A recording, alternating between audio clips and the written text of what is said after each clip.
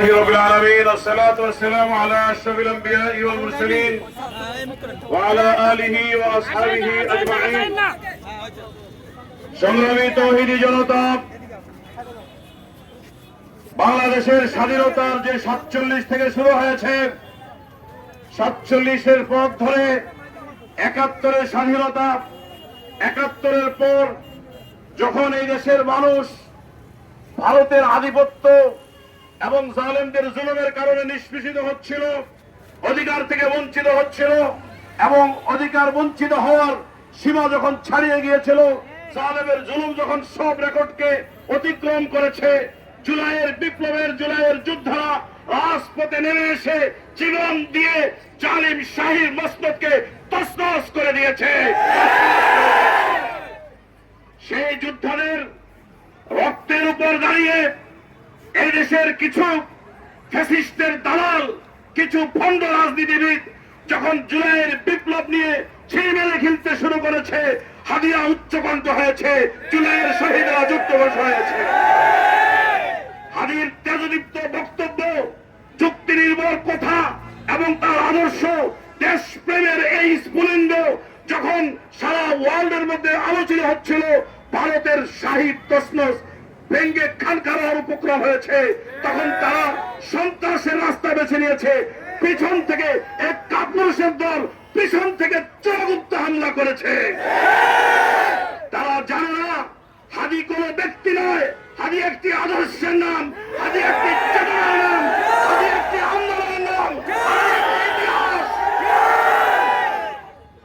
ব্যক্তি হাদি দুনিয়ার থেকে বিদায় নিয়েছে, কিন্তু আদর্শের হাদি এখনো দুনিয়ার মধ্যে জীবিত আছে। কথা বলেন ঠিক কিনা?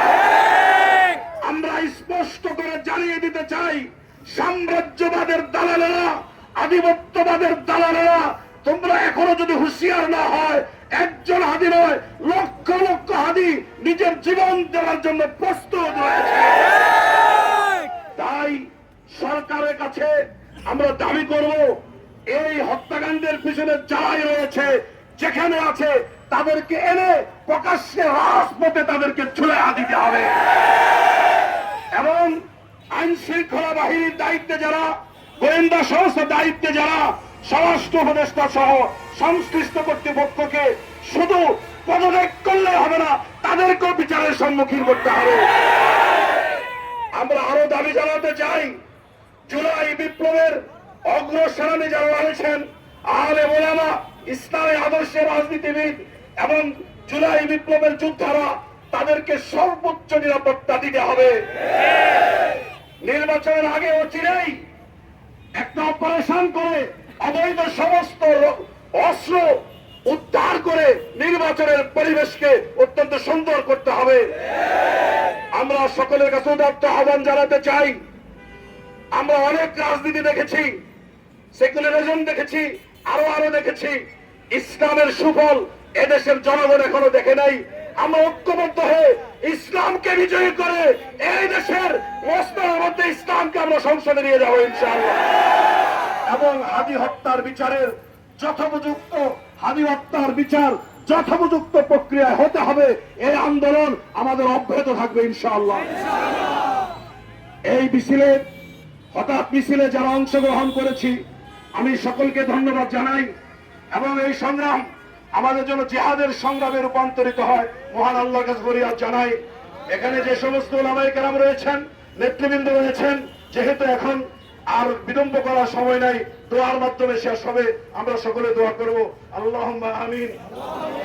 রব্বানা আতিনা ফিদ দুনিয়া হাসানাহ ওয়া ফিল আখিরাতি হাসানাহ ওয়া কিনা আযাবান নার। আল্লাহ, তুমি আমাদের এই মিছিলকে কবুল করে নাও। হে আল্লাহ, সংগ্রামের অংশ হিসাবে, জিহাদের অংশ হিসাবে আমাদের এই মিছিলকে তুমি কবুল করে নাও। হে আল্লাহ, তোমার বান্দা খালেস একজন বান্দা, উসমান হাদি, আল্লাহ তোমার এই বাংলাদেশের জনগণকে মুক্ত করার জন্য সে এক ইনকিলাবের ডাক দিয়েছে। এই কারণে তোমার শত্রুদের হাতে সে নিহত হয়েছে। তার অন্তর্দানকে তুমি, তার এই নিহত হওয়াকে তুমি শাহাদাতের মর্যাদা দিয়ে কবুল করে নাও। তার এতিম বাচ্চাটাকে মুজাহিদ হিসাবে তুমি কবুল করো। তার বিধবা স্ত্রী সহ তার মা, ভাই, বোনদেরকে তুমি আল্লাহ সহায়তা দান করো। হে আল্লাহ, জুলাই বিপ্লবে যারা অংশগ্রহণ করেছে সকলকে সর্বোচ্চ নিরাপত্তা তুমি দান করো। ভেদাভেদের রাজনীতি ভুলে উন্নয়নের রাজনীতির কল্পে কোরআন সুন্নাহকে সামনে রেখে আমাদের দেশকে গঠন করার তৌফিক তুমি দান করো। আল্লাহ, এই দেশকে ইসলামী হুকুমতের জন্য তুমি কবুল করে নাও। হে আল্লাহ, এই দেশকে ইসলাম হুকুমতের জন্য তুমি কবুল করে নাও। আল্লাহ, এই দেশের স্বাধীনতার জন্য ইখলাসের সাথে যারা ভূমিকা রেখেছে তাদের সকলের অবস্থা তুমি জানো।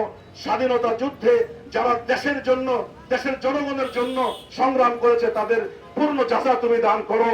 হে আল্লাহ, হে আল্লাহ, তুমি এই দেশকে বাতিলের অবস্থান থেকে, আধিপত্যবাদের আধিপত্য থেকে এই দেশকে তুমি হেফাজত করো। হে আল্লাহ, আমাদের সকলকে তুমি হেফাজত করো। আমিন। ربنا تقبل منا انك انت السميع العليم وتب علينا انك انت التواب الرحيم اللهم امين برحمتك يا ارحم